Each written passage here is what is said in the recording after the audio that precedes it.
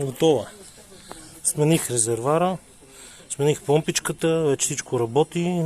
Правих доработки вътре в резервара на цедката, че беше слепнал маркуча, помпаш веднъж или два пъти, отдолу на резервара на карбуратора даваше излишното да го изхвърли.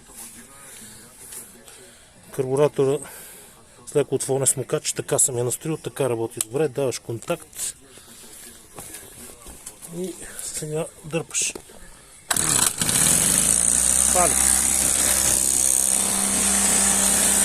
И ето.